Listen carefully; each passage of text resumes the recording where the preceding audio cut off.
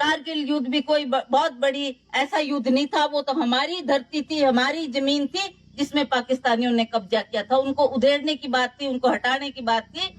उसमें अगर किसी ने भाग लिया। वाह, क्या पते की बात कही है आपने। आपके मुखारबिंद से निकले इन अनमोल वचन से शायद देश की जनता अभी तक बेखबर बैठी होगी। क्यों, है ना नेताजी? कारगिल युद्ध भी कोई बहुत बड़ी ऐसा युद्ध नहीं था। वो तो हमारी धरती थी, हमारी जमीन थी, जिसमें पाकिस्तानियों ने कब्जा किया था। उनको उधेड़ने की बात थी, उनको हटाने की बात थी। उसमें अगर किसी ने भाग लिया। वैसे राजनीति में बदजुबानी और बड़बोलेपन की कोई सीमा नहीं बची।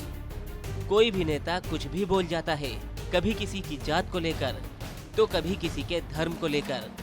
कभी कभी तो ये सियासतदान एक दूसरे पर कीचड़ उछालने से भी गुरेज नहीं करते।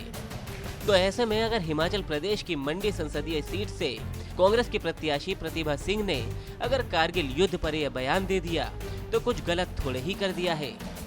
क्यों, है ना नेताजी? कमाल है। सुनिए आप उनका ये पूरा बयान। भाजपा के लोग कर रहे हैं, ये बोल रहे हैं कि वो तो राजे थे, रजवाड़े थे और हम आम जनता की बात करते। आज इन्होंने भाजपा का टिकट एक फौजी को दिया है। फौजी को दिया है इस वजह से कि उन्होंने कारगिल युद्ध में भाग लिया।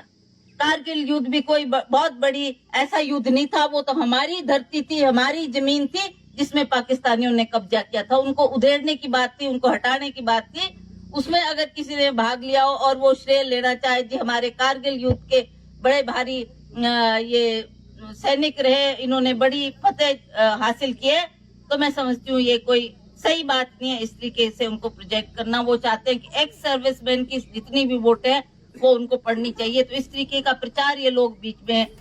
चलिए ठीक है, आपकी ही बात मान लेते हैं कि बीजेपी पूर्व सैनिकों और शहीदों के नाम पर राजनीति कर रही है। तो क्या इसका मतलब ये है कि आपको हमारी सेना के जवानों की कार्यकुशलता और साहस पर प्रश्न चिन्ह लगाने का हक मिल गया? क्या आपको कारगिल जैसी जंग इतनी छोटी नजर आने लगी? कारगिल युद्ध भी कोई बहुत बड़ी ऐसा युद्ध नहीं था। वो तो हमारी धरती थी, हमारी जमीन थी, जिसमें पाकिस्तानियों ने कब्जा किया था। उनको उधेड़ने की बात थी, उनको हटाने की बात थी। उसमें अगर किसी ने भाग लिया। कारगिल के सैनिकों का, सैनिकों के परिवारों का और प्रदेश की जनता का अपमान किया है। आज उन्होंने कहा है कि कारगिल का युद्ध कोई युद्ध नहीं था।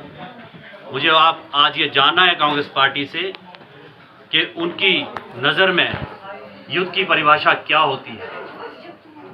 हमारे इस कारगिल युद्ध में हमारे लगभग 52 सैनिकों ने अपनी शहादत दी। 2 परमवीर चक्र हमें मिले।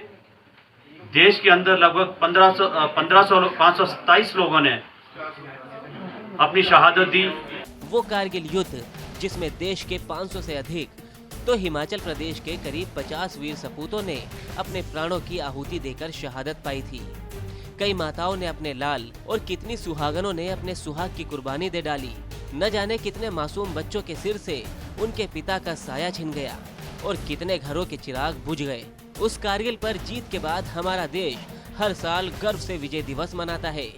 हाँ, ये पूरा देश ही नहीं बल्कि पूरी दुनिया जानती है कि जिस जमीन के लिए जंग हुई थी वो जमीन का टुकड़ा हिंदुस्तान का था, जहां से हमारे सैनिकों ने पाकिस्तान सैनिकों को खदेड़ा था।